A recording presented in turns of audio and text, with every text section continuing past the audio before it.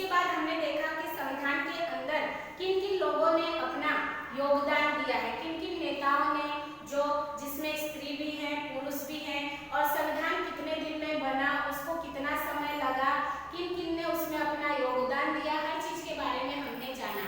अब हमने थोड़ा सा देखा है कि भारत का जो संविधान है किस तरह निर्मित हुआ।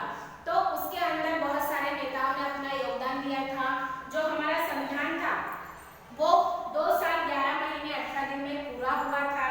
वो 26 जनवरी यानी उसकी स्टार्टिंग जो थी वो 9 दिसंबर 1946 को हुई थी। वो लिखना कंप्लीट कब हुआ था? 26 नवंबर 1949 को। उसके बाद लागू कब किया गया? 26 जनवरी 1950 को, जिसे हम गणतंत्र के रूप में जानते हैं और जिसके कारण हम 26 जनवरी मनाते हैं।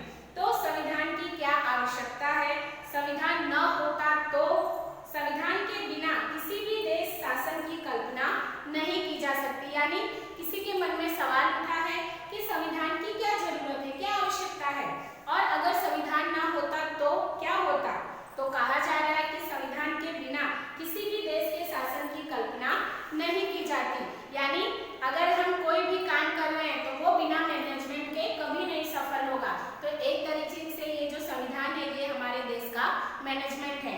अगर इसमें से सारी चीजें हम लेंगे तो हम कोई काम सफलतापूर्वक कर पाएंगे। तो संविधान से बहुत से उद्देश्य सिद्ध हुए हैं, यानी संविधान के कारण बहुत से काम, बहुत से उद्देश्य, लक्ष्य सिद्ध हुए हैं। यह एक ऐसा दस्तावेज है कि जो आदर्शों को सूत्रबद्ध रखता है, यानी जो हमारी डिसिप्लिन है, जो हमारा कर्तव्य है, उसे एक संलग्न लाइन में रखता है। कि अगर हमें सुबह, मान लो कि हम सुबह स्कूल आते हैं तो हमारे 7 बजे की स्कूल है तो हमें 5 बजे रोज सुबह या 6 बजे उठना ही उठना है। तो कभी हम 10 मिनट लेट, अगर घर पे रहना हो तो इंसान कभी 10 मिनट लेट भी उठता है, कभी जल्दी भी उठता है। लेकिन अगर जो हमारे पास एक लिखित रूप में हमारा टाइम टेबल होगा कि नहीं मुझे 7 बजे स्कूल पहुंचना है, उसके पहले मुझे नहाना है, फ्रेश होना है, नाश्ता करना है, ड्रेस पहनना है, बाल झाड़ना है, तो बहुत सारे काम होते हैं स्कूल आने के पहले। तो उन सबको कंप्लीट करके मुझे 7 बजे यानी 7 बजे मुझे स्कूल में पहुंचना ही है। तो अगर हम टाइम टेबल बना लेंगे तो हम उसे अच्छी तरीके से फॉलो कर पाएंगे। तो ठीक उसी तरह संविधान है जो हमारा एक प्रकार से टाइम टेबल है कि हमारे देश में अगर संविधान जैसे नियम कानून है तो हम उसे देखेंगे तो हम अच्छे से कर पाएंगे। तो एक ऐसा दस्तावेज है जो आदर्शों को सूत्रबद्ध रखता है, यानी एक साथ बांधकर रखता है। संविधान ही बताता है कि हमारे देश की सरकार किस तरह होगी, यानी संविधान में ही लिखा गया है कि हमारी जो सरकार है, जो राजनीतिक पक्ष है, वो किस प्रकार से होंगे, हमारे देश की व्यवस्था किस तरह चलेगी। लोकशाही शासन व्यवस्था में हम अपने नेताओं का चयन करते हैं, यानी कहा जा रहा है कि जो लोगों द्वारा सरकार चुनी जाती है तो उसमें हम अपने सरकार को चयन यानी चुनते हैं, जिससे हमारे द्वारा वह सत्ता संभाल सकते हैं। यानी हम ही उसे चुनकर आगे करते हैं कि आगे अगर ये हमारा नेता बनेगा तो हमारे लिए वो काम करेगा। फिर भी ये नेता अपने अधिकारों का दुरुपयोग न करे, उसके लिए संविधान में उपाय बताए गए हैं। यानी फिर भी ये नेता के पास अगर पोस्ट आ जाती है, पद आ जाता है, तो ये उसका दुरुपयोग ना करे, उसके लिए संविधान में नियम कानून दिए गए हैं।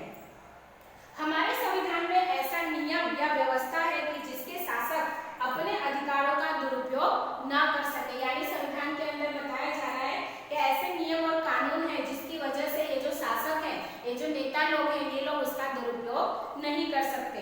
भारतीय संविधान में ऐसे बहुत से प्रावधान है, यानी जो भारत का संविधान लिखा गया है उसके अंदर ऐसे बहुत सारे प्रावधान यानी नियम कानून बनाए गए हैं जो लोगों की हितों के लिए ही है।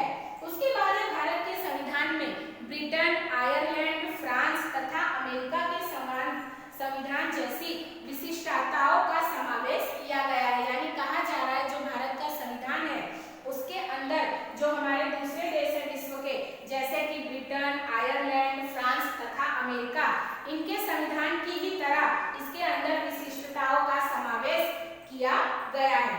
उसके बाद जो भारत का संविधान है विश्व का सबसे बड़ा लिखित संविधान है, यानी पूरे विश्व में, पूरी पृथ्वी में भारत का ही ऐसा संविधान है जो सबसे बड़ा लिखित संविधान है, जिसको पूरा करने में 2 साल 11 महीने 18 दिन लगे थे।